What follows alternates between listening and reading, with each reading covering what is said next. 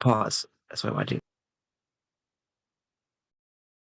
Welcome, everybody. We're going to get started in just a bit. We're going to just leave another minute or two for people who are still logging in, signing on. We're going to make one word out of that. Sogging in. That works. But Kelly, just to finish that thought, same thing, all my projects, they made us do a lot of analog stuff, recording stuff and splicing and all that kind of thing. It wasn't anything restorative, but definitely that was like a big thing. And they still have a lot of older equipment. They have a really cool booklet too. Oh, you're on mute.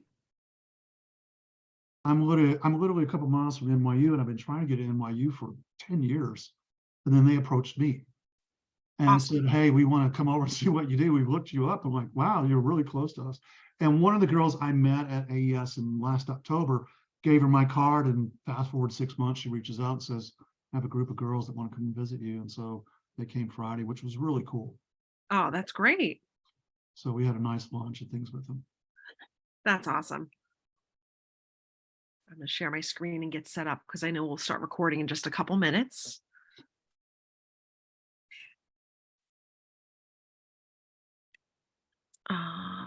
Thanks everybody for joining us tonight.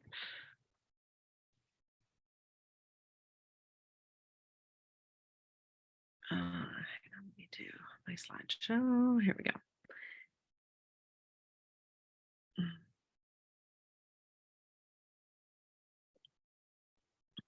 Doug, give me the high sign when you think it's a good time to start the introductions or the recording.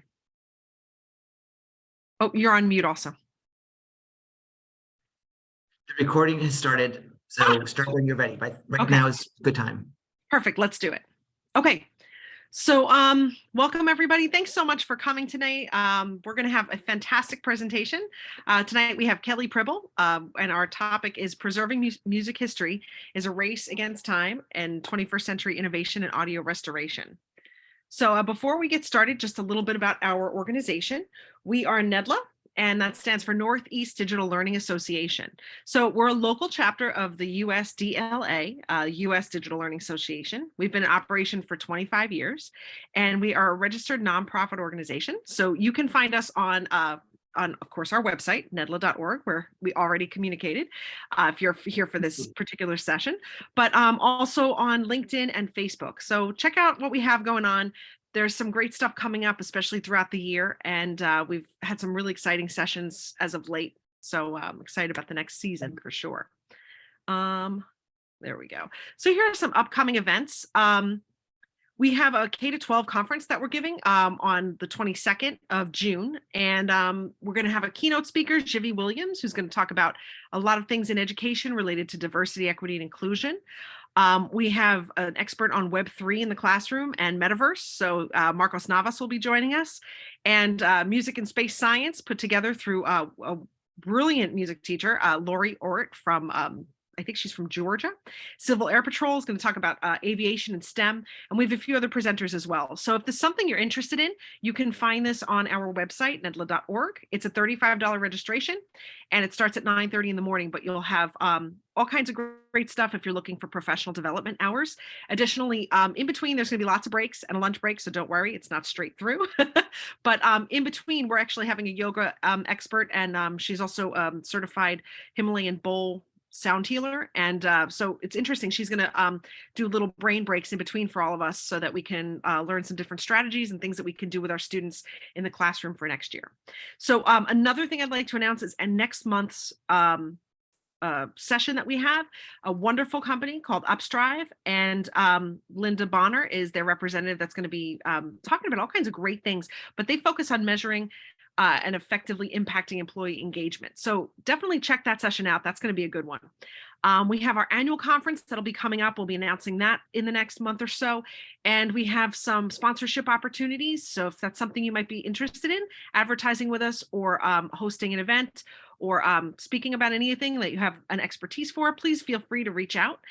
We also do additional monthly webinars. We have some great stuff because we'll be launching an online space and a podcast as well. So stay tuned for more exciting NEDLA things that we're happy to be announcing. So tonight, our guest speaker is Kelly Pribble, and he has a fantastic session planned for us. Kelly Pripple is an inventor, a media archivist, and a studio builder, and he's currently the director of Media Recovery Technology Program in Iron Mountain's Entertainment Services Division. He's a veteran audio engineer who has worked extensively in Nashville, London, New York City, Rio de Janeiro, just to name a few places.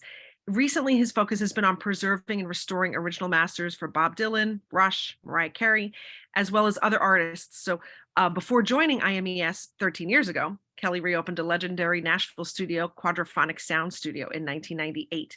The following year, he built an additional 3 studios, establishing Nashville's largest complex under the name Quad Studios. After more than a decade, Kelly had left for London, where he worked closely with Grammy Award-winning record producer Martin Tarif. And together, they designed and built an 8-studio recording complex called Kensiltown Studios West, and later a 6-studio facility known as Kensiltown East near Union Square in Manhattan.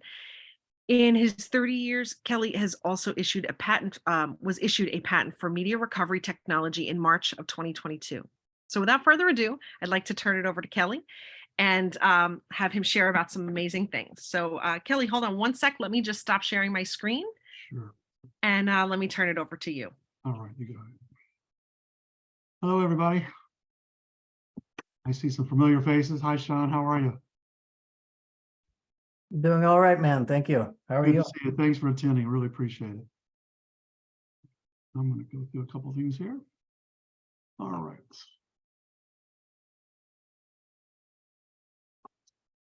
You see that okay? Can you hear me okay? Okay. All right. A couple things. I've been doing this for about 13 years.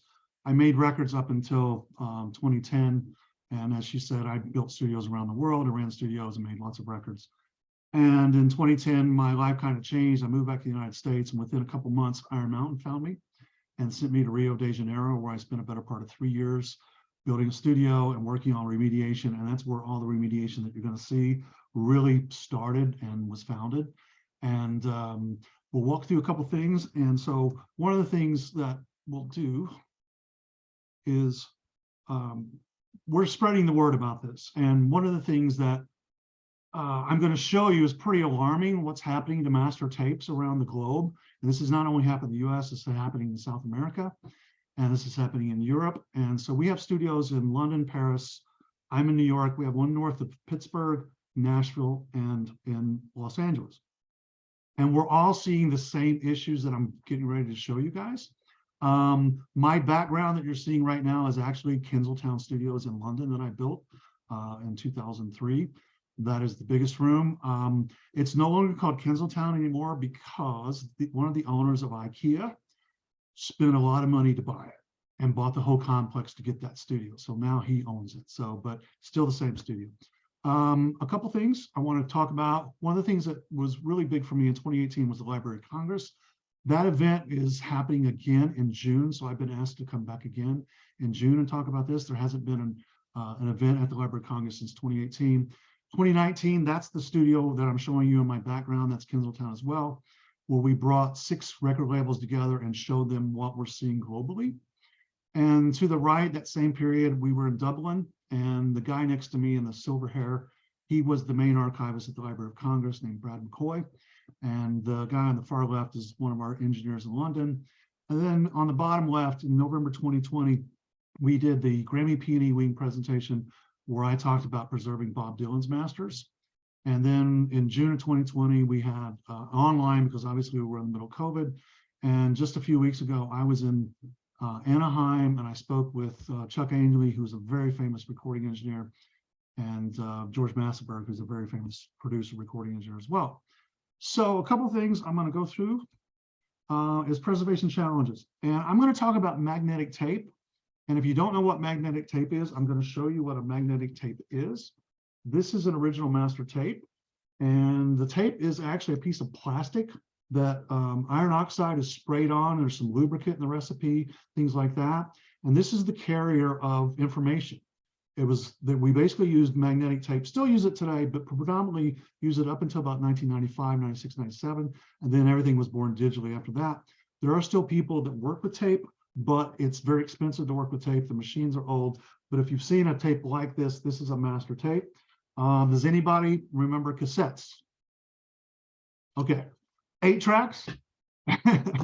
Maybe? Okay, those are magnetic tapes as well. Those are analog tapes, and those are magnetic tapes as well. So let's walk through a couple challenges that I've been getting for about a decade now. And I'm going to go through a few slides and I'll stop and we'll ask for questions. So if you can hold on for a few more slides, we'll stop and then we'll take questions and then we'll move on. This is improper storage. This is stuff I get all the time. And these are master recordings of major artists. And you can see how bad this is. Some of these is just like the top right picture and the middle picture on the bottom is the same master tape of a very major artist. This was their last, one of their last records. And the picture to the bottom right, that's the same tape after what's remediated. And I created the remediation process. So you can kind of see before and after here of something that was just poorly stored. A lot of times these are stored in people's basements. They're stored in people's attics. They might be stored in a vault, but if you don't have climate control, you're going to get this issue. Mold can grow anywhere, and magnetic tape is inherent to absorb moisture. So when there's moisture and you get to a point of humidity and temperature with moisture, you're going to get mold. And this is what this is. And this represents a lot of stuff. And we see this globally. It's around the world. When I went to Brazil, we had 7,000 tapes that had this issue. And that's where they said, can you go down there and fix this? And of course I said yes. At the time, I really didn't know what I was doing. I'll be very honest with you. And so I had to figure it out and put a team together, and we were able to figure out, and this is where all the techniques that I'm going to show you came about. And then since then, I've developed many more techniques. So we'll go through a couple things. So this is mold. This is just improper storage in a non-climate controlled environment. This is another one. These are cassette tapes or VHS tapes. And what happens with this is these were a very well-known artist who died a few years ago. And when we went through the collection, we found these tapes in his private collection, in his private vault. They came to me dead on arrival. And what I mean by that is this is mold. And if you can see my mouse there, all these white areas here and here and here, that mold had grown hard and crusty. And our engineers didn't see it at first, and they would put it into a machine. The machine would pull the tape out and start it. And when it got to one of those areas that's white, it would bind and the tape would just split and break at that point. And VHS tape is so thin, it's very difficult to splice back together or fix. And so, unfortunately, there was a couple of these tapes that were ruined before they figured out what was happening. And I'm going to go back to this issue in a minute because there was no way to fix this issue until I got these tapes and basically presented a fix for this. So we'll come back to this issue. This is another issue of just improper storage. These were films that one of the big streaming agencies sent me. These were films that were going to go into a documentary of a very famous record producer. And so these were sent to me. I was able to clean them. And the bottom picture on the right is the after of the pictures that you see here, particularly the top right and the bottom middle. And that's basically just years of mold and crust. And that became hard as well. So if they would have unwound this like that, these films would have ripped as well. So you have to be careful. And a lot of this, when it comes to me, we consider this dead on arrival, because if someone would put this on a machine, it would actually destroy the film or the tape. And so we get a lot of these kind of things. And we were able to actually fix this. These films actually made it into the documentary, which I was very proud, because the streaming agency sent me an email saying, hey, you did a great job. And these actually made it into our documentary. So I was very pleased with that. This is another issue. This is an issue that was sent to me from an artist estate, and these were actually in Jamaica. And what this is, you're seeing that white crusty stuff on this top picture is that salt residue that these tapes had been stored in a public storage facility close to the ocean in Jamaica for about 45 years. And you can see what happens over a period of time, that this crust, this salt residue just gets thicker and thicker and thicker. And of course, you can see the bottom middle picture. That's the metal flange on the outside of it, like I showed you the tape. You can see how much the salt ate into that metal flange. And on the bottom right picture, or the bottom left picture, it ate into the tape. And this was very difficult. I've never seen this before. So this was really challenging as well. And so once I was able to kind of clean them up, what was happening was the tape, the salt had eaten into the tape so much that all the edges were bound. And when you get a tape, master tape like this, you have to rewind it to play it. And as I was rewinding the tape, physically the tape just disintegrated on the machine. And so what we were afraid of was, okay, are we going to get one play out of this? So I actually ended up developing a machine, I'm going to show you later, that rewinds the tape safely in hopes that we can get one play. And there was 35 of these tapes, and I was able to recover every single one of them and actually be able to recover them. And what we found out at that point was this artist died about 2 years after these tapes were recorded. And this artist has a website that all his live shows, there's a listing of a set list of every live show this artist ever did. And what we found out that was this artist never did the same set list twice. He would always make a set list of all the songs they were going to do in concert right before they went on stage. And there was never a set list that was the same. And so what we were able to do was each one of these tapes had about 5 songs on them. And we're able to go to that website and actually identify every location these tapes were recorded, the venue, the date, everything. And when we were able to do that, and these were live shows that were actually recorded very well, the edge tracks had some damage on them. And so we were able to actually, once we went digitally, cut and paste some things. And so we were able to actually preserve these, and these are now going to be live shows. And I can't talk about the artists yet because I have an NDA with them, but it's a very famous artist, and I think these are going to be live shows of live concerts coming out soon. So any questions about what I just showed you? I see there's somebody in chat.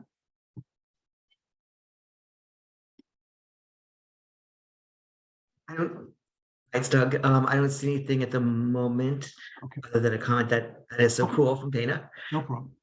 But All right. I was wondering, was there something that for the average person that they could do to help minimize some of the damage that is taking place Very in their good own question. home situation? Storage is everything. Like I said, tape will inherently absorb moisture. So if you put something moist, whatever it is, a cloth, whatever it is, into a hot and high humidity environment, mold is going to grow.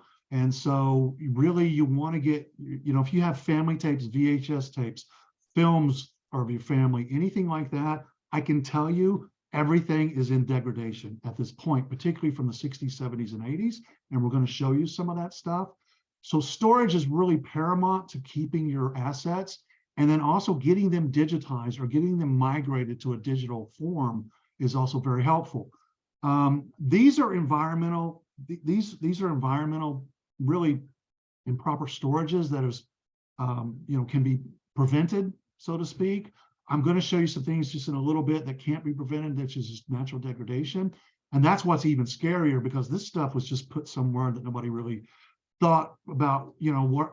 And the other thing about this too is when these tapes were made in the 70s and 80s, nobody really thought, Spotify was going to come out and Dolby Immersive was going to come out in 25 years, that we have to go back to the original masters and remix them in surround sound. So a lot of these master tapes were just forgotten about, to be honest with you, because they had the 2-channel mix that made the album, made the cassettes, made the vinyl and the CDs. And really, I'm a product of that, where we just put it to the side, not realizing in 25 years, we're going to have to go back to the original source. And so just keeping your stuff in, home stuff, pictures, photographs, everything I can tell you is in process of degradation. At some point, that's going to come to a point where you're not going to be able to recover something like this. And that's where the challenges become, because now, like, this was a major artist. We really didn't know if we could salvage these particular tapes because the salt was so dug and eaten into the master tape that we weren't for sure. And we were ecstatic when we were able to recover these tapes. And I'm known undergroundly for preserving this artist lost masters. I can't talk about it publicly, but I'm kind of well known within the engineering network that this happened and I was able to recover these. And it's also a pride thing that I love this artist, and to be able to hear this stuff for the first time. This stuff was recorded in 1978 and 77. and probably no one's heard these tapes since then.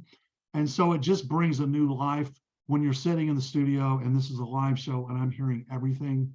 And the recordings were really well done, and the band was really good, and the vocalist was really good. And so, you know, it's a magic time for me when I can preserve something or bring something back to life, because like I said, I don't want to keep repeating this, but these things come to me dead on arrival. If I can't preserve them, we throw them away.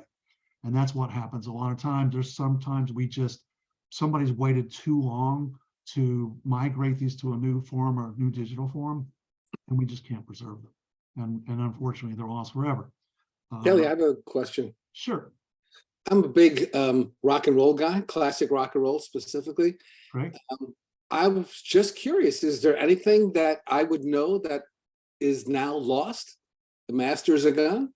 Not that I could talk about Okay. at this time. There was some events that took place in the early or mid 2000s that is public knowledge. I'm forbidden to talk about that situation, but there was a situation that happened where a lot of masters got lost, and unfortunately they're not recoverable. And these were masters that were from artists in the 50s and 60s. And Wow. so I have to be very careful. Now, what I'm showing you here is one of the artists that lets me talk about this. So this is I'm very proud to be able to talk about this artist. Of course, it's Bob Dylan. And when I spoke at the Library of Congress in 2018, I showed a lot of the pictures I'm showing you guys as well. And one of the photographs is what we call adhesion syndrome. And another engineer archivist called me one day and said, "Hey, I think I have some issues that you show at the Library of Congress." He said that where it was sticking and, you know, it was ripping and stuff. And I said, adhesion. He goes, "Yeah." And he sent me a couple pictures. I said, "Yeah, that's it." And I said, "Well, who's the artist?" And he said, "It's Bob Dylan." And these are two of Bob Dylan's records that he made in 1984 and 85 and 1986. And these were all the 2-inch masters, all the multi-tracks that were bound together. And when he actually received them, he went through a couple not realizing they were being damaged. And once the tape's damaged of the pictures I'm going to show you, I can't reverse that. But if I know the issue is there, I have a process that's actually patented now that I can actually unbind these tapes. And I've had really, really good luck. I've done probably over 1,000 tapes that I've unbound that we're able to preserve the masters. And so this is 2 albums, and I'm so pleased. There's a gentleman in Oklahoma City that bought a lot of Bob Dylan's masters and has built a museum next to the Woody Guthrie Museum in Oklahoma City. And they own these masters that this happened to. So they were actually sent them to me, and they actually gave me permission to talk about these masters, which is really rare. And so I'm forever grateful that the Bob Dylan Archive and the Bob Dylan Museum in Tulsa lets me talk about these and lets me show these photographs, because it's pretty dramatic. This is what's happening. This is the result of adhesion. These are 2-inch wide tapes that has multiple channels on them. And you can see on the top right picture, those little pinholes, that's permanent damage. That actually goes all the way through the tape. And there's information there, and there's information on all the edges. And the bottom middle picture to the left, both edges were stuck together, and you see that brown stuff, that's actual audio being pulled off onto the back side. So that's permanent damage. And that's what they sent me as a picture saying, "Oh, is this what you're talking about?" And so we were actually able to recover every single one of these tapes because we suspected every one of them had adhesion. This is a natural degradation. This is not improper storage. This is nobody's fault. This is just a manufacturing problem that starts to happen. We're seeing about 28 to 35 years of age of stuff from the 1970s and 80s, and a lot of it's from the 80s. And so the fact that it's natural degradation, and you know, we don't know when it's going to happen, we don't know why it's happening. Some tapes will have it, some tapes won't. And the fact that these 2 particular records in the middle 80s of Bob Dylan's all had this was pretty alarming. And one of the things that is more alarming to me, and I think everybody could understand this, is that all of us can go to a museum today and see a 500-year-old book or a painting that's hundreds and hundreds of years old in really good shape. And I've got things from the 1980s that are deteriorating like this that we're losing. And so you can see that whether people cut corners, there was change in manufacturing in 1970 that I'll show you some issues we're going to come up with. but this is happening to things that are not that old. And we're afraid we're going to lose more of this. And so this is why when I said, you know, we're spreading the word, I'm out and about talking about this. And I'm just so pleased to be talking to you guys to be able to spread this word to a new audience that I normally wouldn't have the chance to do. So I'm very proud and to be invited to this. So thank you for that. This is a couple things. This is another adhesion. This is crazy. I just got this a month ago. This is a new adhesion I have not seen. So it's evolving to the point of, oh no, I thought I figured out everything out. Now I've got something new. And what this is the white picture up here. This is what is the dead airspace between songs of recordings. And these markings, these checker markings are actually the 3M logo. They actually have a, you know, it's their patented logo. And 3M made this brand of leader tape. And what's happening now is we're just starting to see this is normally that leader tape is pulling the oxide off the back of the tape. And once that oxide leaves the backside of this, once it pulls off, it's just like the adhesion that I just showed you, that tape is permanently damaged. And we don't know why all of a sudden this is happening. This leader has been used around the world for decades. And for some reason, we're starting to see it's now sticking to the tape. And normally it pulls the tape, the oxide off, and we permanently damage. We had some safeties of this particular artist that this did this to. And so our engineers in Pennsylvania said, hey, we think the masters are going to have this as well. Send them to me. I put them through the process of unbinding. And unbelievably, to my amazement, I was able to get the ink that's sticking to the tape come off on the oxide side and reversed it. So, and that ink is still on the oxide. There's music where you see on the bottom photos. There's still music there, but it didn't affect the magnetic field. And I was actually able to preserve these and play these perfectly, which blew me away because I was like, oh, now I've got ink where there's audio and there's magnetic field. What's it going to do? And miraculously, it didn't change it. So by me going in with the process, and I was thinking, well, this is going to have that through the process that I've created, we were actually able to reverse that. And this is a major record from 1982. These were the only original masters, and we were able to salvage them. And so this is something new. And this is what keeps me up at night because I don't know this is going to happen now. We've been using this leader. I see this leader daily, and all of a sudden on certain tapes, we're starting to see the degradation of this ink now attracting and sticking to the actual oxide or the magnetic field of the tape. And normally what we've seen now is in the last couple months, it's damaging the tape where we're able to actually reverse that process. I don't know if it's going to continue to do that, but I'm very happy it did because we were actually able to save these masters because the safeties were ruined and we were not able to actually salvage anything beyond this point. So this is something new. And this is kind of the process of that. That's the machine in the middle I built to rewind these tapes safely for those tapes that had the salt residue. I was issued a patent on this whole process. All the process I'm showing is part of the patent. And so I built this machine. It's a crazy looking machine. Do you guys see anything you recognize on the machine? Maybe some hair dryers. So a lot of people go, why are there hair dryers there? The process of getting this unbound is a wet process. And so I built this machine to help dry the tape as it goes through and unwinds it for hopefully one play. And so the thing about those, it looks funny, it looks like a Frankenstein kind of museum, but to figure out where to put a hair dryer exactly where you need it was pretty challenging.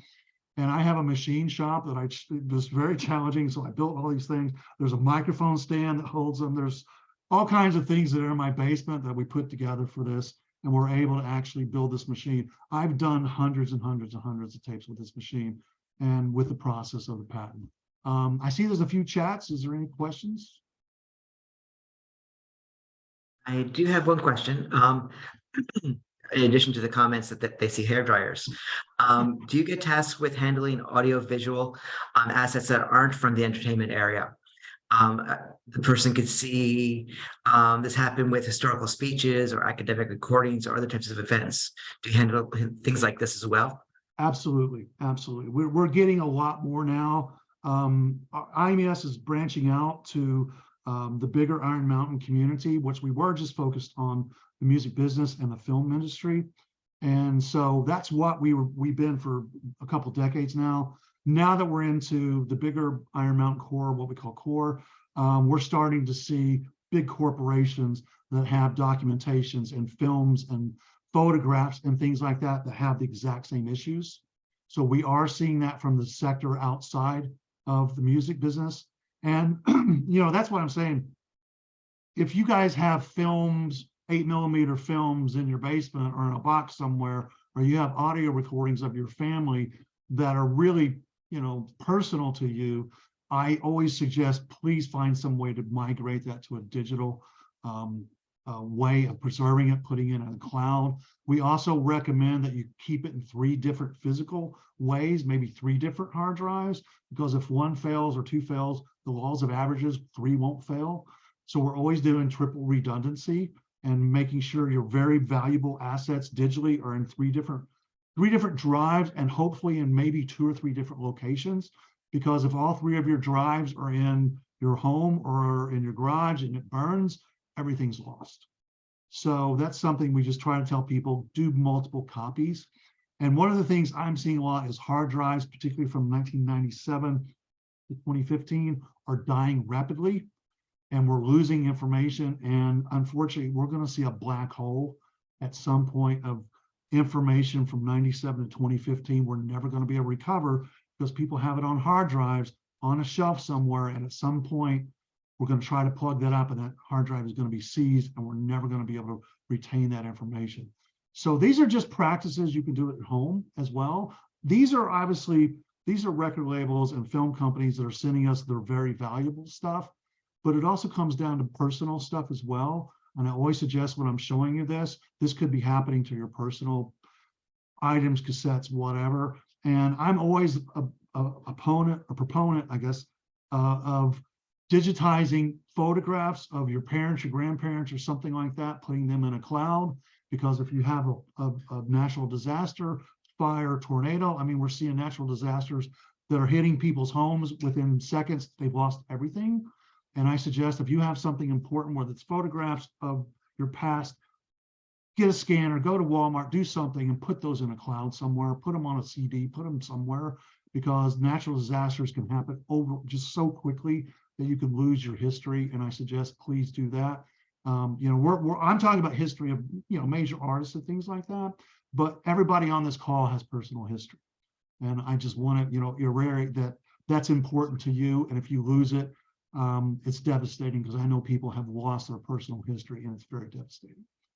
Before I go on, any more questions? Yes, there is another question. Do you have any suggestions on who to go to for doing that? There are a couple people. There are a couple things. I know you can go to Walmart and do scans on your own. I think you can go to Walgreens. There's places that have, you can do that. You can go buy a really high resolution scanner at Staples or Walmart or anywhere and do it yourself, and, scan things and then, get a cloud or like I have Google Cloud that goes with my Gmail, and you can spend like a couple dollars a month and you get all the storage and stuff like that. So, if you don't know how to do that, I suggest get a younger person that probably knows how to do that blindfolded, and buy yourself a scanner and start digitizing your home stuff, photographs, documents, anything that you think that would be detrimental to your loss. I would scan things and I would get them in a cloud or get them digitized, because like I said, there's so many natural disasters. Seems like we're having a natural disaster all the time lately.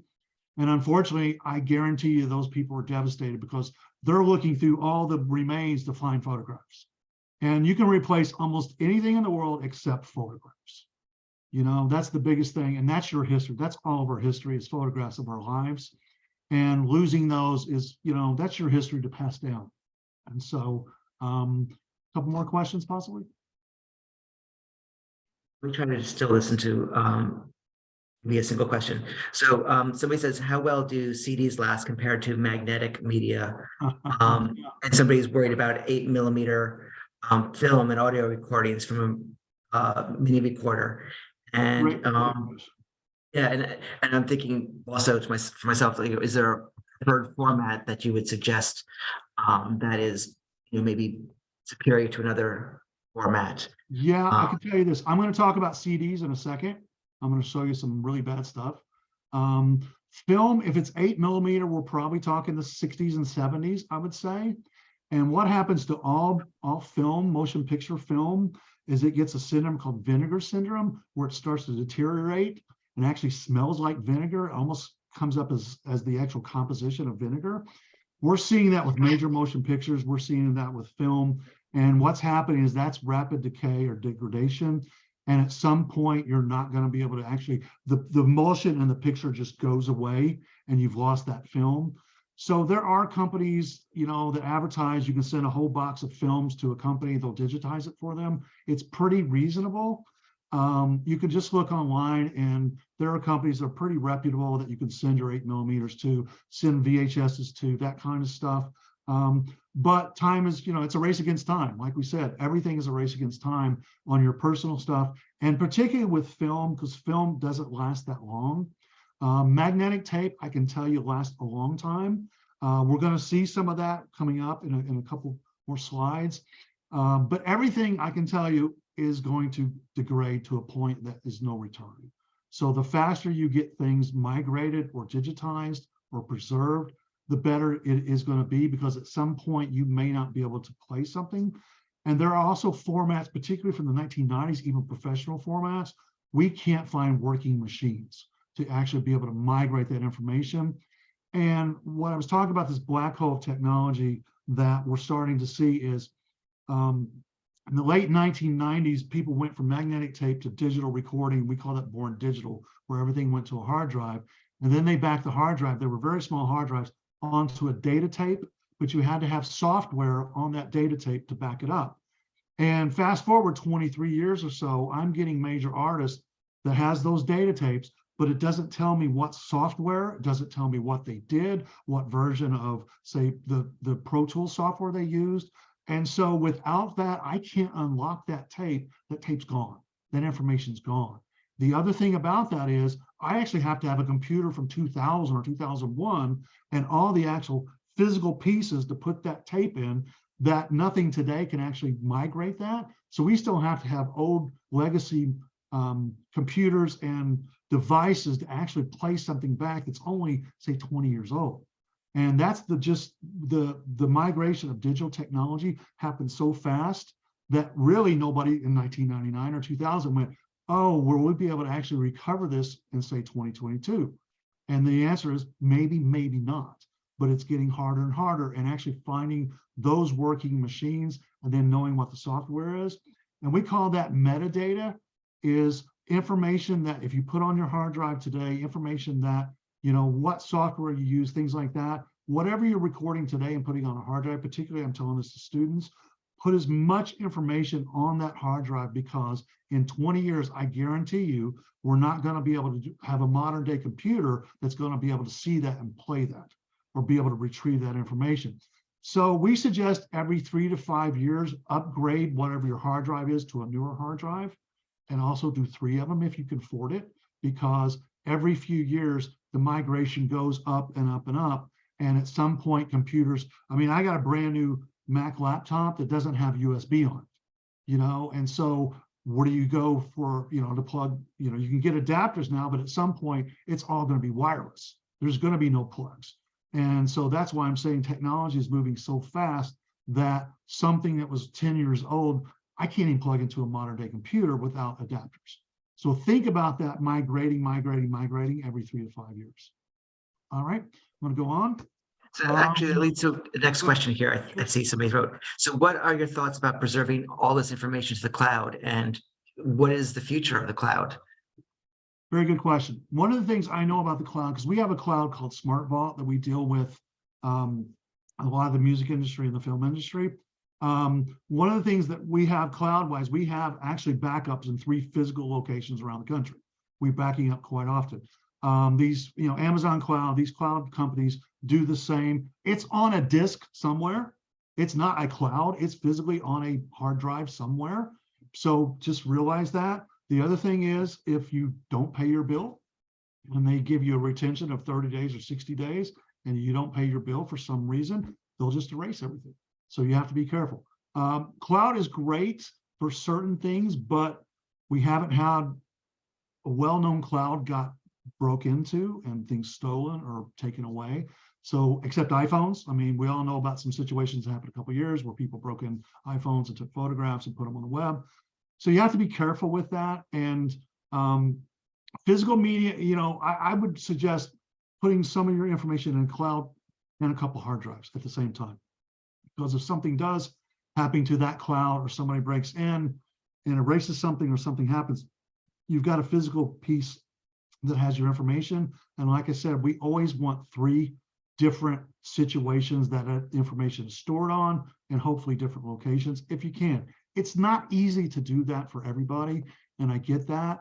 But once you lose your stuff and you go, wow, if I just spent another $150 or $200 for another drive, probably I could have actually salvaged what I had only on one drive. And we're seeing drives die every day. And there's a certain music station that did a lot of shows in the 90s and in the 2000s. Everything they did in the 90s, they sent to me was on some form of tape, whether it was analog tape or digital tape. We were able to actually recover all that stuff. But when it went to the hard drives, and there was only what we call born digitally, they had a master hard drive and then a safety hard drive. Both of those hard drives were dead. We lost everything. And we're talking about 2007, 2008, that was on hard drives. That's not that long ago. And these were historic shows. These were one-of-a-kind shows. And they've lost everything because they didn't migrate it fast enough to a point to where they had only 2 hard drives and both are dead. Now, whether somebody can open those up and go into them, that's a different story. Sometimes you can, sometimes you can't. And sometimes they're just dead. So that's my suggestion. Does that kind of answer your question? Yeah, Kelly, you started to talk about CDs and DVDs, if that was a good format that could archive or. Yeah, you know what? I've got that coming up in just a couple more Oh, slides. okay, good. If you don't mind, I'm going to go. No, through- yeah, fine. This is another, that's a natural degradation too as well. So I'll get that in just a little bit. We're finding out a second degradation besides the adhesion is what's called loss of lubricant. And in this tape I'm showing you, there's oxide, and in that oxide, there's actually a recipe that has some lubricant. And the lubricant changed in 1970 because the original lubricant from tapes from the 1940s into the late 60s, the lubricant was based on whale oil, actual whales, and it got banned. And so all the tape manufacturers globally had to come up with a different lubricant to put in the recipe. And so what they did is they discovered a synthetic lubricant that seemed to work. It passed all the regulations of the US government and other governments. And so they started manufacturing the tape with this new lubricant. Fast forward, this is one of my favorite records in the world. I bought this. This record is actually on top of the tapes. One of my favorite records, a band called Rush out of Canada. And what happened with these went to another studio and they noticed something was going on with these tapes. And that's what's called the loss of lubricant. The lubricant within the recipe is starting to come to the surface. And that's what that looks like. All these photographs, all that white stuff, pasty stuff is like a wax. And it's actually the lubricant in the recipe itself, for whatever reason, is degrading and coming to the surface of the tape. And these are the record heads and reproduce heads that play back the music from the recorded tape. And this picture here, each one of these lines is about 5 minutes of time that built up. And you can see that's pretty drastic buildup. And when this is on the tape machine, it literally masks through all the high end goes away. And so what we discovered was I had to basically clean these about 6 passes. It took about 3 hours to bring enough of this lubricant off to transfer these tapes. And we were able to transfer them. They sounded pretty good. And one particular artist that wasn't these tapes had sent me about 350 2-inch analog tapes. 130 of them had this issue. And it was like, okay, why do some shows, there was live shows, some shows had it, some shows didn't. We couldn't figure it out. And that's where I discovered what it was I sent actually the substance to a lab and they did spectral analysis and it came back as this compound that I didn't know what it was. I went to one of the tape manufacturers still in business And I said, what is this? And they said, oh, that's the lubricant tape manufacturing from 1970 to 1990. And I was like, well, what's happening here? And they're like, we don't know. We've never seen this. And we've just started seeing this literally in the last, say, 10 years.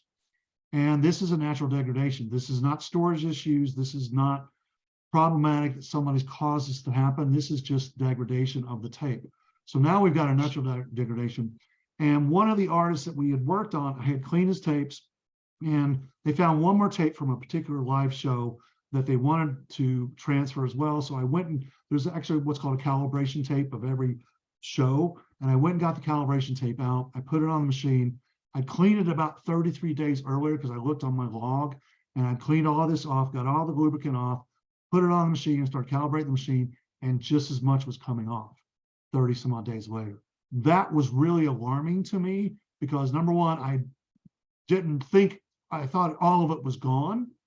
So it's just as much was coming off. So we know that tape is in rapid degradation to the point where we don't know in say 10 years, if we put these tapes back on a machine and try to migrate them or digitize them again, what's going to happen? Are these tapes going to just fall apart? And these bottom pictures are a close view of these metal heads up here. And we're starting to see that that lubricant is so acidic, it's actually eating into the aluminum of these reproduced heads. These machines are 40 years old. They haven't been made in 40 years. So when something like this affects my machinery and these aren't being made, that's very alarming. And so we're trying to figure out why this is happening and if it's preventable. And so far we haven't got that yet. We've got some close things that we're going, oh, this works, this doesn't work, things like that. But it's one of these situations that these are from the 1980s. This tape is from 1981. And we're starting to see tapes from the mid 80s and the 70s have this too. So these are two things that basically is in rapid degradation of master tapes. And we're seeing adhesion, we're seeing this. That's pretty alarming because we know that, okay, something's happening and what's going to happen to these tapes in say 20 years, that if we have to digitize these again for a higher resolution for say 8K TV when it comes out, that, you know, that's what we're really alarmed by. This is another one that was really alarming to us as well. We hadn't seen this before. And I got these tapes. These were in one of the vaults out on the West Coast. And when I got this, I thought it was mold. I went through the process of cleaning this off and it wouldn't remove. And I was like, oh, what is this? And it just looked like somebody had taken a can of spray paint and sprayed these tapes. And I was like, why would somebody do this? And what's happening here? And I've got an old friend that used to work for Ampex Tape, who was one of the biggest tape manufacturers in the world. He comes over, he goes, that's paint. He goes, I don't know what's going on. And so I scraped some of this off. I sent it to a lab and it came back as a metallic dye. And I was like, metallic dye? And that's basically a paint or a dye that's metal based that kind of got banned, I think, in the mid 70s. But these tapes were from the late 60s, early 70s, mid 70s. And so I told George, I said, this is showing up as a paint. What's going on here? And we started looking at the tapes and the boxes and stuff. And he's like, let's take a piece of the inside of the box and have it tested. And the inside of the boxes were white. And so I sent a little sample and it came back exactly the same situation. It was the same metallic dye. So what we realized was happening is over, these tapes were 40, 50 years old. The inside of the box is starting to go in degradation as well. And the pigments of the paint or the dye are starting to fall. And there's some metal in it, and they're attracting to the magnetic field of these tapes. And over 40 or 50 years, it's building this crust. And once I figured out what it was, we were able to clean these tapes. And the picture on the far bottom right is the same tape as the bottom left and the top left. And we're able to figure these out. Now I get them, it's a piece of cake. But I had to find some kind of chemical that would dissolve this and clean these off without damaging this. But this was, here we go again, like never seen it before. All of a sudden I got 75 to 100 of these. And it's like, what's happening here? And, we were actually able to salvage all of these as well. This is a tape that was manufactured up until 1963, 64. This is what's called acetate. And these tapes are a different backing. It's before polyester. And what's happening to these tapes is it's actually shrinking. It's in rapid degradation. And we call it spoking because these little lines here, it's shrinking to the center. It looks like bicycle spokes or wagon wheels. And when it gets to this stage, it's very brittle. And if you don't digitize these or migrate these, if you can, at some point in the very near future, these are just going to be dust. And so these are classic masters from the 50s, 60s, and not really in the 70s, but this is just another formulation that's just in rapid degradation that we're starting to see a lot of. And it's just the age of the format and age of the media. And so this is challenging. These also turn to vinegar as well. These actually turn similar to film. You can start smelling vinegar when you see one of these. And so it's something that we got to get in, ahead of. So when I talk to record labels, I show them this. I'm like encouraging, go through your inventory, particularly early to mid 60s, look at these tapes and see if this is happening, because this is happening around the world. And it's getting to the point where we may not be able to salvage these masters. And it's just because it's shrinking and it's in rapid degradation. This is the end of the line. This is when a tape we get, and the oxide and what's binding it to the back plastic, that binder or glue has disintegrated. And as we unwind these tapes, it dies in front of me. This is actually all that brown, that's the music, that's the media, that's the information. And we're starting to see these of a particular brand of Ampex from the mid 1970s that are starting to have this. And this is devastating to me, because when I go into rewind and I turn around and look at it, my tape machine is covered with this. These tapes are dying. There's nothing to salvage these tapes. And so this is kind of the end of the line. This is just, and this is not that old of tapes. This is just a particular brand and a particular formulation of a brand that for whatever reason, that binding agent or glue is disintegrating and the magnetic field and the oxide is just separating. We don't see a lot of these, but we expect we're going to see more of these. And right now, I don't have a fix for that, but I'm working with somebody that is working with X-ray. And we're hoping that we might be able to, in the future, X-ray sections and put it back together. But we're far away from that, but we're working on it. And I'm working with a physicist to work on that. He's had pretty good luck with this. So we might have a fix in the future, but right now we don't. And it's just unfortunate, these die right in front of me. And so I'm going to go on. All right, before I go on, any questions? Because I'm going to go through the cassettes and then we'll go through a couple other things. There is a question. So do you think that there's a way to like make after master is lost, to kind of create a second master from something to take its place? Yeah, we can do. I mean, with digital, we're digitizing masters work. I mean, that's what I do on a daily basis. I run tape every day. So I'm dealing with master tapes every day. What's happening a little bit now that we're actually doing analog to analog clones, because we know the analog tape will last quite long. A new tape, we're hoping, that will last 20 to 30 years like these have. And what's happening now with the surge of vinyl, particularly, there may be a major artist from the 60s or early 70s. They don't want to ship that original master. So I'll make an analog to analog clone and I'll ship the clone to a mastering house for vinyl. So we are doing that currently, not as much, but we normally don't record, but all of a sudden we're starting to record. We're starting to actually clone analog to analog. But an analog tape, what used to be very cheap, is very expensive now. A 1/4 inch or a 1 inch analog tape is over $200, where they used to be very cheap. A 2 inch analog tape is $400. So it's cost prohibitive to certain people to do this. But we still do it, and we have the capabilities to do that. And certain people are going to go, well, if my hard drive is going to die in 5 years, why don't I put it on another analog tape? So we're starting to see that a little bit. And I just did some clones a month ago that are going to actually, the clones are going to go for mastering for a new vinyl record. So we are seeing that quite a bit. I'm getting ready to move on. Any more questions before I move on? There's one more question. Do you think the technology could advance enough that someday magnetic tapes could be read without unwinding them? Yes. Yes, that's our goal. That's our goal. And what we're working with is we're working with a process that will go through multiple layers and hopefully be able to do that. Optically, there's machines that can do a vinyl record optically and see it optically with a laser and be able to pull the information off without touching it.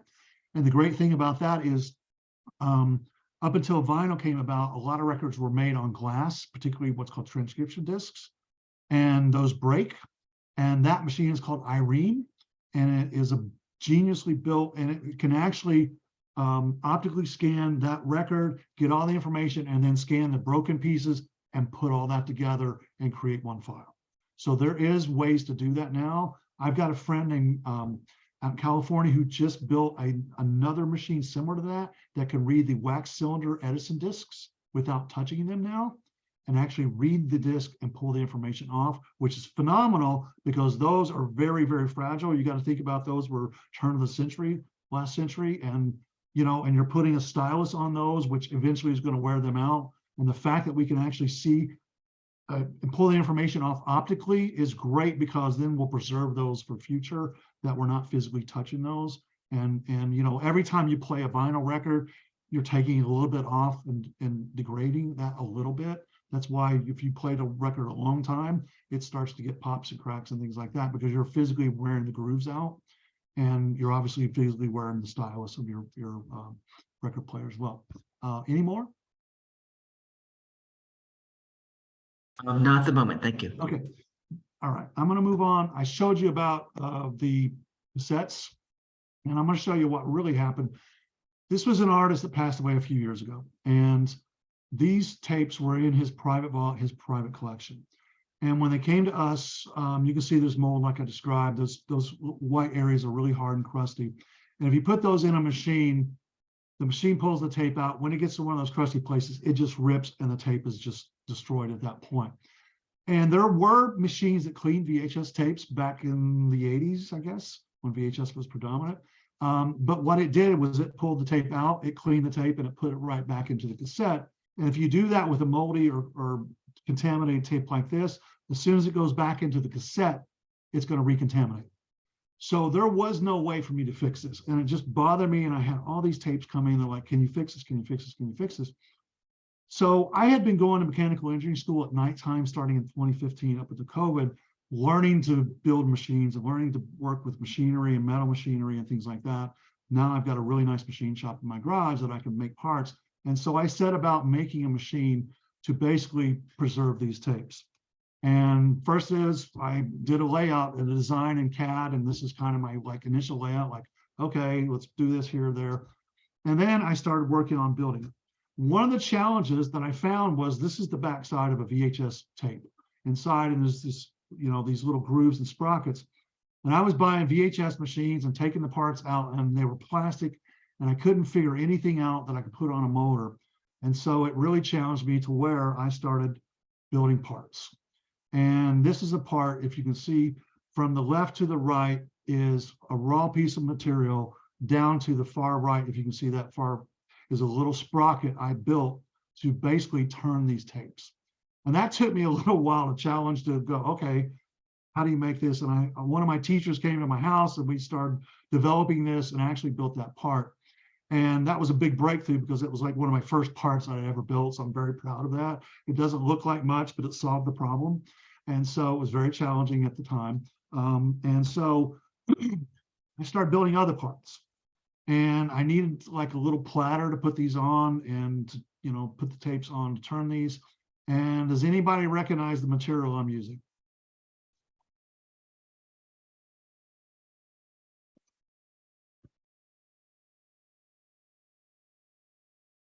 Anybody? It's cutting board. I'll say they look like cutting boards. It's cutting board. Why use cutting board? I'll tell you, as an inventor, you need to find stuff out that works for you. Cutting board is probably the most over-designed product in the world because they figure you're going to put it on a hot stove, and if it melts, plastic is going to have fumes, and they don't want you to kill your cats and your kids and things like that. So a plastic cutting board is so well designed that it prevents heat from causing any kind of issues of fumes and things like that could be harmful. And so when I started using cutting board, I realized it was really so well put together that I can actually cut it, I could thread it, I could mill it down to thickness, And if I screw up a part on Saturday at 8 o'clock and I can't go get aluminum, I can go to Walmart and buy cutting board until midnight every night. And so I started prototyping with cutting board. And it doesn't look like much, but I tell you, it's the best thing. Now around my house, I've got all kinds of fixings of cutting board because it's so sturdy and it's so robust, and I can thread it. Like I said, anything I could do with aluminum, I could do with cutting board pretty much. And so all my prototypes are cutting board. And so I'm building this machine. And like I said, if I screw a part up on a Saturday, which is mostly when I'm working on Saturday and Sundays, I can go get materials. Kind of funny, but it works. And you can see the bottom picture of the actual platter. There's screws on it because I was able to actually thread this and put those parts together. So here we go. That's the first stage of the drawing to actually the machine to clean it. And there's a motor on this left platter with the tape. So I'm taking the tape physically out of the cassette, and I have a little hand cleaning device, and I'm sitting there and I'm cleaning the tapes, and it works. But it's labor intensive, and that's why I've been cleaning for years. And so I'm thinking, you know, I'm in school, I'm in mechanical engineering school, I got to build a better mousetrap. And so I set out to build a better mousetrap with my device here. And so I started looking at motors and other kind of devices. And so I built this little cleaning station device. And this white material is called Palon. And Palon's used for all kinds of things. You can buy it thicker or 2 inches wide. And I get it from spa suppliers. And Palon is used in spas to wax women's legs. It's the smallest man-made fiber that when it's woven, it's extremely strong, but it's extremely soft. And so it won't scratch a tape or a film or something. It's used in every industry. And so I started going about, all right, building these little cleaning motorized stations. And all the parts you see in this bottom picture, I built every one of those parts in my machine shop. And so there is the final prototype of the machine. And I'm going to show you working, how it works. And so this was the prototype. I think this was 3-4 years ago. I'm still using the same machine, the same prototype, and I just cleaned a dozen tapes this week that were very, very bad and very moldy. So I'm going to just show you, here's the working of it. This is just really quick. So all that white stuff, I've put some special sauce in there to break up the hardness. This device there you're seeing is cleaning the top edge. And here's the motorized sections. Both of these sections are cleaning the front and the back of the tape. And that Palon goes really slow, so it's motorized. And so I'm cleaning the top edge and both the front and back of the tape. And then this is just the first pass. So I've discovered I can do about 3 passes of this, and it works perfectly, and it cleans the tapes fine, and we're actually able to digitize every one of these tapes. I've not had one fail on me with this machine yet. And so I'm very proud that I put my skills together and my schooling together, and I was actually able to build this. And that's a before and after. So you can see how well it does. That's the same tape. That's literally the same VHS tape. And while I'm doing that, I don't have pictures of this, I'm actually cleaning and decontaminating the inside of the physical cassette itself. And because there's metadata on that cassette, there's writings of who it is, what it is, things like that. So I want to preserve that metadata. So I'm literally physically cleaning and decontaminating the cassette. I put it back together, and it goes to digitization. And we're actually able to salvage every single one of these. And what was amazing was when we went to the estate and we showed them these videos, they were actual videos. They were this artist live shows in 1989 and 1991 through a European tour. And for whatever reason, they were on VHS and they were in his private collection, his vault. So these were very important to this artist. And when they came to me, we consider these dead on arrival because a couple people damaged these so bad we lost a few of them until we figured out what the problem was. So any questions about this?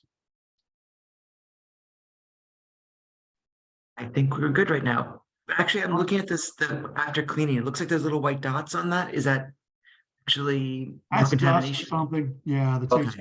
Yeah, there's probably some dust or something like that. The tape itself is fantastically cleaned, so it works very well. All right. COVID 2020, things changed. Things changed a lot in COVID. Number one, there was no studios in New York or LA opened. And we were open. We deal with some of the media networks. And so we stayed open all of 2020. I went to work every day. And Mariah Carey's team reached out to me. I had worked with Mariah back in the 90s, the late 90s in New York City on a couple projects. And Mariah wanted, it was her 30th, 2020 was her 30th anniversary of her first record coming out. And she remembered she had recorded a lot of songs in those 30 years that had never been released. And so she reaches out, her team reaches out and says, hey, we got all these master tapes. We think we've got some songs that have never been released. Do you think you could find them and help us? And they were on a format, number one, that was very old. It was, a format that was used in the 90s. And nobody in New York City had that working machine. I have 3 of them, I think. And, once we found out who I was and she was, they came to me and said, look, it'd be great to work with you. So I went through about approximately 140 master tapes and scanned every tape and the songs and opened them up and looked through all the sheets and stuff. And we actually ended up finding 15 songs that she released this record called The Rarities in late 2020. And this was one of the only records that came out in 2020. And so I was very happy that we were able to actually go back and preserve her legacy of 30 years that had been sitting around in a vault somewhere and was great. She remembered recording some songs. She didn't remember recording some songs. And so we're actually able to find 15 songs that we were able to re-release in late 2020. And it was just a great project that, there wasn't much going on in 2020 because everything was closed down. And so we were actually able to put out some things. And from that record, I've got 2 more of very big artists that want to do the same thing and go through all their masters and try to find unreleased stuff. So this put us on the map a little bit differently than we expected. And it was just from a phone call that I think Dana's husband provided me, I believe. Now that I think about it, I think Dana's husband actually helped me get this project as well. So, and then we're going to go here. Here we go. This is the new enemy. This is disc rock. These are CDs and DVDs. And I'm sorry it took me so long to get to this point. I'm seeing this a lot. And I'm guilty of telling people, store your data on DVDs, store your data on CDs, store your data on something physical and then put it away. And now I'm starting to get backlash from that because these are actual CDs or DVDs that these holes are actually the metal parts between the 2 pieces of plastic that are degrading rapidly. We don't know why this is happening, but it's starting to happen a lot. A lot of laser discs, remember the laser discs, which were the big laser disc movies? A lot of them are happening as well. A lot of them we're losing now because that's happening to these as well. So my suggestion is not to store on DVDs or CDs because eventually it's going to go to this. Temporarily, fine, but these are things that we're starting to see a lot of. And this blindsided me last summer. I hadn't heard about this until a couple of record labels sent me like, hey, we've got these in storage. And these were actual release CDs that were in storage in a vault, and they went to pull them and went, oh, what's happened to our CD? These were actually manufactured record release CDs that had been sitting in a vault, perfect condition for a couple decades. And so we're starting to see this now, which is very alarming. So like I said, everything is degrading. At some point, everything is going to turn to dust, and this is happening a lot. And so this is just one of these things that, certainly didn't expect CDs or DVDs to do this because we thought it was a very robust format. Like, what could happen to this? And for whatever reason, internally, this is happening. This is not something getting to them and causing this to happen. This is just a natural degradation of the product itself. So I know there's a couple people ask questions about this. So any questions about this, comments?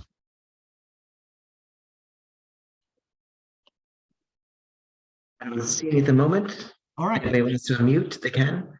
All right, cool. There's only a few more left. We'll go through and I'll be done here in just a second. This is the Holy Grail. Everybody know who Sun Records is? Sun Records signed Elvis Presley, signed Johnny Cash, Jerry Lee Lewis, Carl Perkins. In Memphis, Tennessee, a guy named Sam Phillips. This is the birth of rock and roll. Sun Records is the birth of rock and roll. And this is just for an archivist, this is my Holy Grail.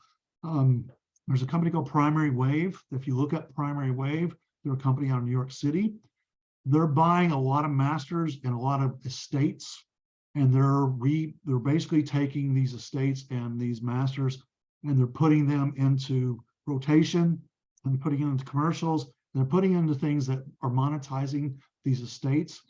And so they bought Sun Records in Nashville, and Sun Records had been bought in the mid 60s and moved from Memphis to Nashville. And so I went down, and these are the oldest tapes I've ever dealt with, and I'm going to show you why.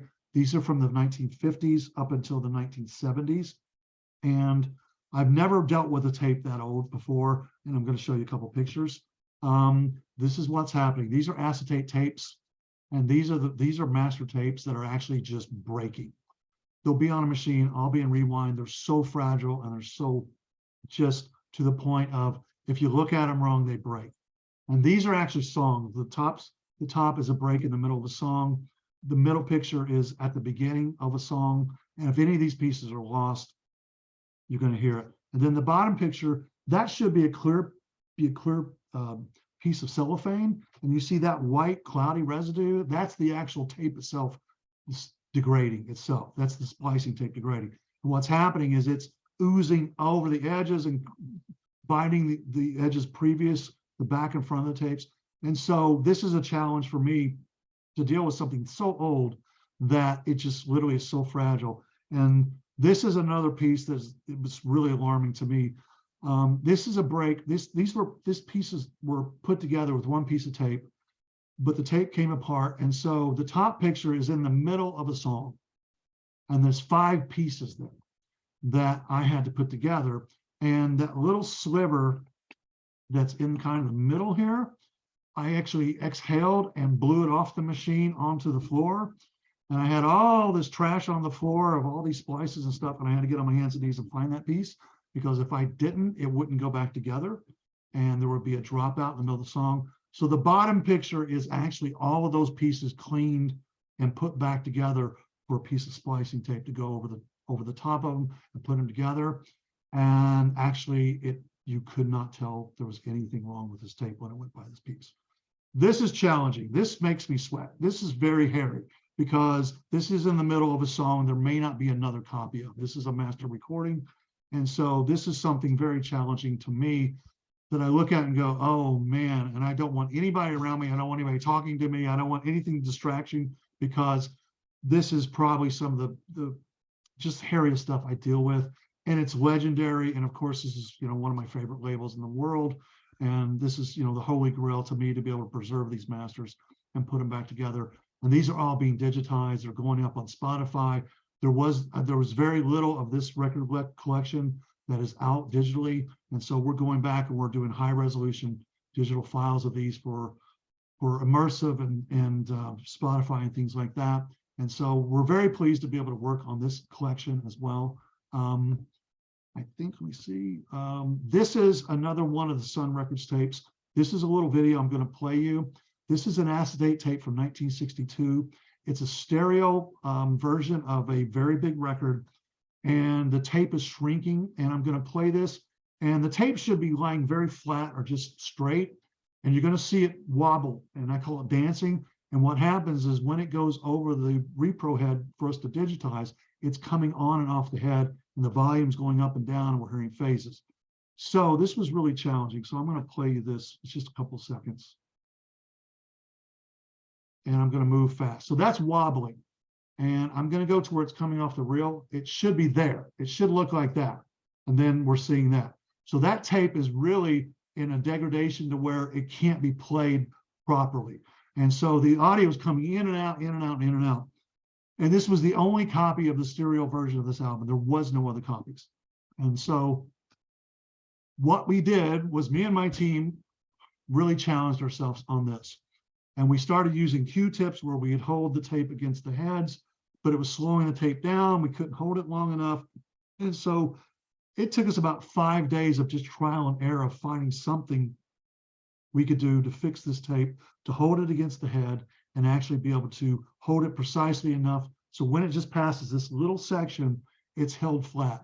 And so by doing that, we're able to shut the door, and with this little sponge rubber and some medical cloth tape, it was just soft enough to push against the head and hold the tape precisely about about a 1/4 inch wide to be able to digitize this tape. And we were actually be able to preserve and get this tape digitized. And it was mind-boggling because we spent so many days, but it was one of these challenges I will never give up unless it just completely falls apart and disintegrates. So we're actually able to digitize this tape and preserve it. And it's now, I believe, on Spotify as a stereo version of this tape. And so very pleased with that, very proud of that. Something challenging, again, we never know what we're going to see on a daily basis. And it's one of these things, I love a challenge. Sometimes I just go home frustrated as I can be, but then we start back the next day and challenge it again. And after a few days, we're actually able to figure something out that was actually able to preserve this tape and get a copy of it digitally. And so hopefully we've got that copy. We'll do it again if we have to do it again in 5 years at a higher resolution. So I know how to fix that tape. And we're going to see other tapes that have that issue as well. So about to finish here, and then we'll go to questions. Last June, we provided the first ever archiving workshop that we know of. And last May, I went and visited 6 universities in 5 days in the Midwest, from Indiana, Illinois, and Missouri. And we created what we could call the first ever workshops. We invited 6 students to apply, and we only had 6 positions available. So they came to my studio in New Jersey, and we provided them with housing and food for the week. And their only caveat was they had to find their transportation to me. And I thought, well, that's going to turn a lot of people off. There's only 6 positions. Maybe we'll get 5 or 6 people apply. And I think I had 79 people apply, which blew our minds because we didn't think we'd have a handful apply. And so this was the first ever archiving workshop. We're very pleased because all the students came. And what we did with this particular group was we had a questionnaire, fill out why do you want to take this? Are you familiar with tape? Are you not familiar with this, but this, that, and the other? And all these students were in music business programs at their schools, but none of them had really touched a tape machine. So we brought 6 of them in that were kind of at the same level. They knew digital, but they didn't know tape. And I believe by the end of the week, they were all running tape pretty confidently. And one of our participants that's in the picture is on this today. So Sean, are you there? Would you like to talk about your experience at this? I think he had to jump off. He Oh, mentioned. did he? Okay, sorry about that. Well, Sean surprised me and jumped on this call today, so he was one of our participants. But we're going to do this again at the end of summer, I think. But we're going to keep doing this because I actually had a guy from the FBI apply, and I reached out to him. I was like, "What? Why do you?" And he goes, "I deal with tape. I deal with old tapes from the 60s and 70s, and I'm like, I need to learn more how to do this."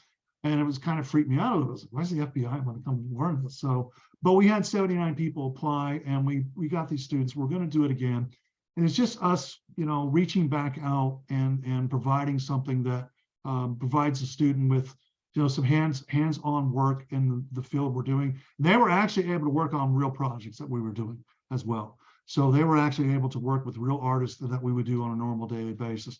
So that started last year. We're going to continue doing that and hopefully get through another couple of these. These are a couple of the machines I built and some of the technology. And this is my motto. We can find stuff all the time, but if we can't play it, it's gone. So it's only rock and roll if you can play it. We can find it, but we can't play it all the time. And I just showed you about 30 examples of what we can do when we find it and what we have to do to play it. So questions, and I'm going to stop sharing. Oh, actually, I'll keep sharing if there's questions you want to go back to something. There's 2 really good questions that were asked. What is the medium that is preferred by temporary masters at the moment, or I guess masters in the making? And also, do you have some sort of agreement with the people that you work with? And so that you don't get sued, or do you have just a lot of insurance in case something happens? Oh, 2 good questions. All right, the first question is, right now, the storage, long-term storage, particularly for record labels or somebody that has money because it's monetization of their assets, we put on what's called an LTO tape, which is a linear tape. It's a physical tape in a cartridge. The cartridges are guaranteed for 25 years. But the only problem with that is they're expensive. The actual burners that burns those tapes are about $3,000 to $4,000. Not everyone can buy those. So there's some there's some kickback to that. The other problem with LTOs are now we're on LTO 9, and an LTO 9 machine will only read an LTO 8 and 9. So if you have an LTO 5 or 3 or 2 or 1, you've got to have that old machinery again, like we were talking about the legacy computers, to be able to read those tapes and then migrate it. That's why we're always now recommending that you migrate every 3 to 5 years to a current version of a hard drive or a tape or something, or the cloud, because these digital storage mediums are going to fail as well. They're going to change. Like the LTOs are not that old. We're talking mid 2000s when LTO 1 came out or 2 came out. Now we're up to LTO 9. And like I said, my LTO 9 machine will not read anything but an LTO 8 or 9. So if you have something that's, you know, a few years old, we have to have, now we have a preservation room for these, that we have all the versions, but not everybody has that. So you might have to go to somebody like us to upgrade, which we have a lot of people do. The other thing is the new drives are called SSD, solid state drives. There's no moving parts, but I can tell you this, I worked with a major producer that was on a panel with me at NAMM a couple of weeks ago. He's had 2 SSD drives fail in the last year. We thought these were fail proof because there's no moving parts, but they are failing. So the jury's still out on those. So we don't know. So it's still questionable of what is the best format today. And that's why we say, get a couple SSD drives, get a spinning drive, get something on the cloud, do 3 different locations, 3 different drives, because, you know, most likely they're all 3 not going to fail.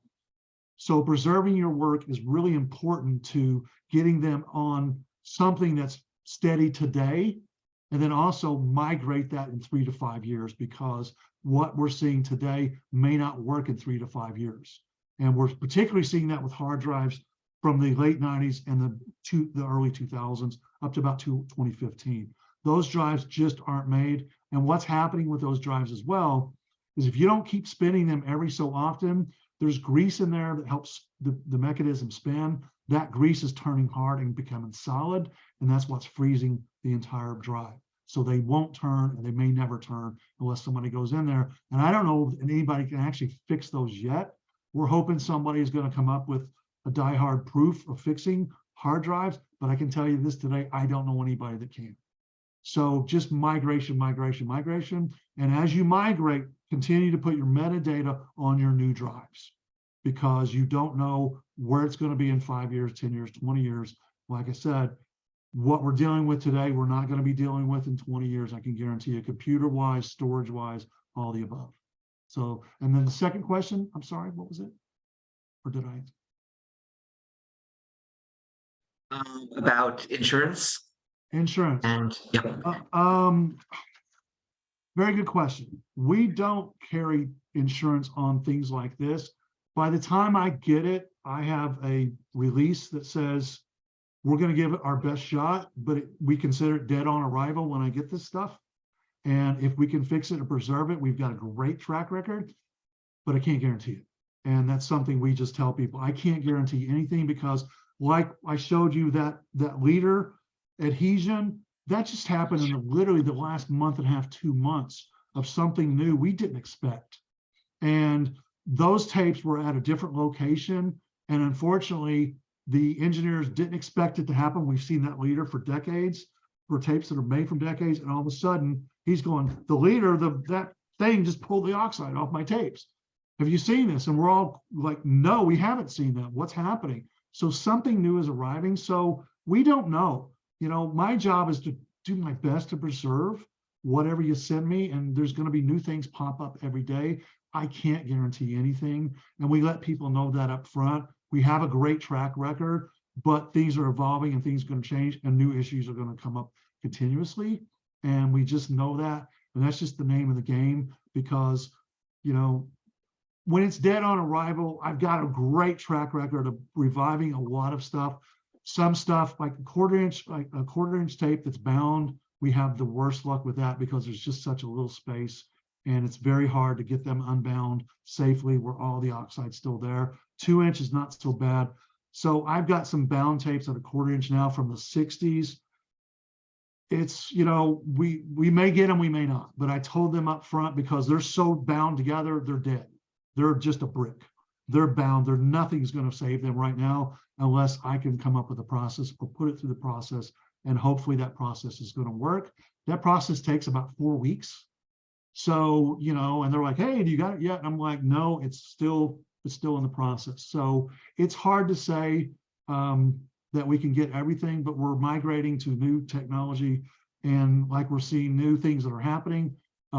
We don't have an insurance policy. I have NDAs with everybody except Rush and Bob Dylan right now that I can talk about that. So I'm forever grateful they let me talk about who that is. A lot of the artists in the estates, they don't want people to know something's happened to them because they don't want to, I guess, be blamed for it or feel guilty about it. But it happens. You know, I know of artists that have passed away in COVID. When the family went through their house, they had masters in their basement of unreleased material that are covered in mold so bad, and the boxes are deteriorating. The boxes were stuck to the tapes. You know, and it's expensive to remediate that as well. And not everybody can afford to do that. And so that's why I deal with mostly estates and record labels, particularly when it's something that's never been released. They want that information because they can monetize that. And at the end of the day, pretty much everything I'm dealing with is historic, but they're dealing with it to monetize those assets as well. And so they're willing to spend the money to try to get them remediated or preserved in some form or fashion because they want to monetize these. And it's also to preserve the history of that particular asset as well. Does that make sense? Yes, thank you. Any more questions? We're coming up to 8:30, so I'm going to stop sharing. everybody. So I know I went a little bit longer than I thought. Sorry about that. it's okay. I hope it was Anybody- informative but enough to keep your attention. Definitely. I learned a lot, actually. Anybody else have any last questions? Comments? You have any tapes you need to send me? I'm rethinking that tub of hard drives I have downstairs in the basement right now. So I see The only thing I encourage everybody is to please look at your personal stuff. Get it scanned, digitized in any form or fashion. There are companies that will do videotapes and film and, you know, get a scanner, do your photographs, your certificates, whatever is important of your personal or your family's history. Please take the time to do that because there's so many people that don't. And unfortunately, they're never going to see those assets again or those memories again. It's all memory at that point. And legacies is everything of passing down everybody's history. So I encourage everybody to please take the time to do that. it's I great just have advice. a real quick question, not really about deterioration, but more about quality of sound. When we talk about a master versus, like a CD or a digital download, how much quality you lose when you're listening to that master? It must be an incredible sound because all the copies are made from that master. Yeah, great question. And you know what? I had a talk. There's an engineer that I showed a picture where I did NAMM a couple years ago named Chuck Ainley. And Chuck Ainley is a legend in Nashville. And I spent 20 years in Nashville. And we went from analog to digital recordings in the 80s and into the 90s and then into the 2000s. And what we're realizing today is like Spotify, when you digitize something, a CD is 44.1 kilohertz, 44,000. It takes a picture, say 44,000 times in a second, and that's the digital quality or resolution. All right, what I'm digitizing now is 192,000, and we're getting ready to go to 384. So we're taking that picture so many times and getting so much information that we couldn't. And when you look at a CD, it's at 44.1. You're only able to capture half of that frequency. So you're only able to capture up to say 22,000 hertz. And the human ear can hear up to 20 to 20, so to speak, 20 hertz, 20,000 hertz. But with the magnetic recording, we know there's frequencies up to 150,000 in that recording. We can see them. We can put it on an analyzer with an analog recording. We can actually see all of those frequencies. And we may not be able to actually say, put a finger on, I can hear them, but they're overtones and there's things on an analog recording, particularly tape, that we hear that we don't know we're hearing. Their highs and their overtones and their what's the word? Octaves. There's octaves that they're there, that we're actually, we kind of hear, or they're affecting what we do here. And with 44.1 or CDs, and when we're recording all these masters, it stops at that. It stops at 44.1 or 48K. And so now Spotify wants a 96K file to put on Spotify.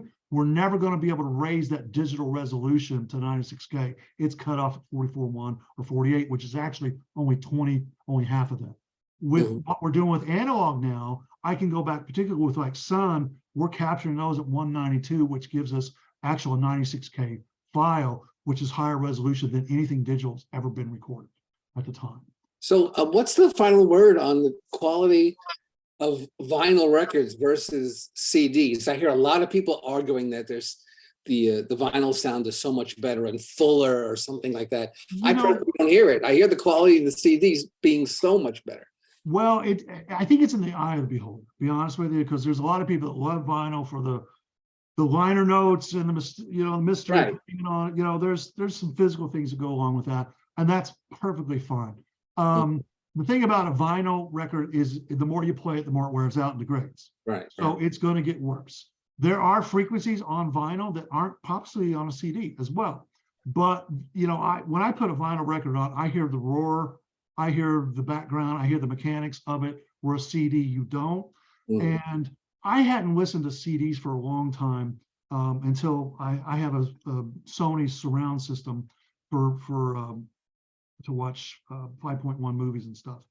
And I had a Blu-ray, and one day I put a CD in. I've been streaming MP3s to that system forever and hearing how it sounds. And I put an Alison Krauss CD in it going, will this actually play? And it actually took digital to digital into my system, and it blew my mind how great that CD sounded. Because I had been listening to the MP3 of that record for so long. When I put the CD in, it literally just went, oh my God, I forgot how great they sound. So that CDs and MP3 is just significant difference in quality. Huge difference, huge difference. Quality is just far superior of an MP3 or an MP4 than a CD, because there's just not enough information there that you can do. But storage is a lot less on your phone or on a device. Right. So you're saying back up your CDs. If I buy a CD that I purchased in the store that I like, and I'm going to convert it to something digital, it's going to convert it to an MP3, right? No, you can do waves. You can convert it to waves. If you have like Waves is better or is good? Oh, waves 100% better. Wave is exactly what it is on the CD. You're actually getting the digital signal from the CD onto, but it's it takes up more room because it's a higher storage. Right. But yeah, the wave is actually what's on the CD at that resolution. So if you buy a new CD today, chances are it's not going to degrade like what I showed you, but it's possible at some point they will. Also, manufacturing cuts corners. That's what happened with tape from the 70s and 80s. They cut corners. They use these synthetic lubricants that now we're dealing with that are horrible. And we're dealing with degradation because they cut corners at some point. Or maybe they just didn't know. It's very possible they just didn't know in 30 years this tape's going to fall apart. I think that's more or less, these guys were professionals back then. They had scientists working on this. And the quality of those materials back then was, superior quality. Fast forward, 30 years or 3 decades, and stuff's falling apart. I don't think that was intentional by anybody. I think it was just, what's happening. And that's where it really bothers me that we can go to a museum and see some painting or something that's really in great shape, or a book. That just blows my mind. A book that's 500 years old is great shape, but my tape of Bob Dylan in 1985 is falling apart. Right. And so, that's where I'm encouraging, our generation of what was important to us in the 60s and 70s and 80s, that at some point is going to be gone. If you think about this, all the silent films that were in the beginning of film, they're all gone. And what happened was they started seeing it in the 30s and 40s, where they were making clones onto newer film that wasn't, the same molecule structure, actually in the 50s. So it actually started happening in the 50s. They started cloning the silent films in the 50s because they started seeing them deteriorate. And if they didn't make those clones in the 50s of the original films to a new hard film, we'd never be able to see any of that today. Because all of those films were basically just disintegrated and went to dust. One of the coolest things, I'll tell you, one of the coolest things I saw at the Library of Congress, and nobody still knows how he did it, was back when the silent films were being made in the 1800s, late 1800s, early 1900s, was the copyright law said you couldn't copyright a film because it wasn't on paper. The copyright laws back when film started was it had to be on paper or you couldn't copyright something. And Thomas Edison somehow, I've seen this happen. I've seen the actual, they brought me in to show me these. He actually copied his films in the 1903, 1904 onto a paper roll and was able kind of like build a Xerox machine somehow, nobody knows how he did it, that every one of his films frame by frame is on a paper roll.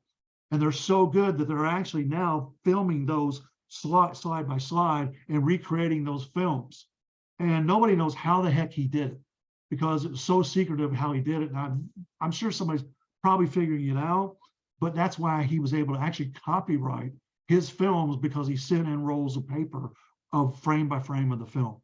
And he was able, I think he was one of the first people to ever copyright a film, so to speak, but it was actually a roll of paper with all the slides. And I've actually seen the mechanics of them building the machine to actually capture frame by frame of those. So you can see the history of the last, say, 120 years, how rapidly things decay and just go away. And nobody knows that, you know, going into it. I don't think anybody goes, oh, I'm going to make a film that's going to, you know, disintegrate in 20, 30 years or something like that. It's just the manufacturing process and elements and things like that just change. And that's where we come in, or I come in as a preservationist to try to figure out new techniques to salvage these priceless pieces. Any more? It was a great talk, very interesting. I could sit here and listen to you go on and on and on. I'm sorry I kept you guys so late. Sorry about that. No, thank you so much. But on behalf of NEDLA, I would really like to and everybody else to say thank you for being here with us today and you entertaining all these questions. Really fascinating. And I think everybody here, the ones that got a little bit early, got a lot out of this talk. We invite you back open-heartedly anytime you want to. Wow. Here's the funny thing. So- I get the pleasure of working with Kelly, and I hear all the stories, and I'm fascinated. But I want to follow him around with a notebook and write down these things because he's like this incredible genius that just invents things on the fly, and it's frightening to see his brilliance in action. Thank you, Chris. I really want to be one of those students in that one Oh, yeah. picture. If I was 25 years younger, I would be one of those students. Yes. Age is not an issue, Chris. Age is not. We're always still learning, aren't we? Yep. Yes. Very true. Well, by the way, you just got your master's degree, so there you go. Well done. Thank you. Still learning, Congratulations. still pushing, still doing your thing. So congratulations. Hey, this is wonderful for me. Thank you for the invitation. Thank you for being able to talk about what I do, and for the people that let me talk, like the Bob Dylan Foundation. Please go visit that museum in Tulsa, Oklahoma. It is an amazing museum. It just opened up, and it's got some of my stuff in it that I've preserved for them. And it's a great museum. And it's literally right next to the Woody Guthrie Museum, which is another great museum in Tulsa, Oklahoma. And you know, these people help me out, and they let me talk about that. And the band Rush, they're like, you can talk about us. Just, you know, they don't want me to do articles, but educational. They'll let me talk about this, which I'm very proud of because they're one of my favorite bands. That was one of my favorite records. So when I got those tapes, it's like, oh no, I just can't believe I've got these tapes. I've got all these pictures with me with them and stuff like that. So I'm a little kid in a candy store sometimes too as well. So I still love my job, and I get a thrill every day. And then I love the challenges just as much. So, but thank you guys for letting me talk here. I really, really appreciate it. Thank you. And it's great. Now stop the recording. All right, great. Thank you guys. Have a wonderful night.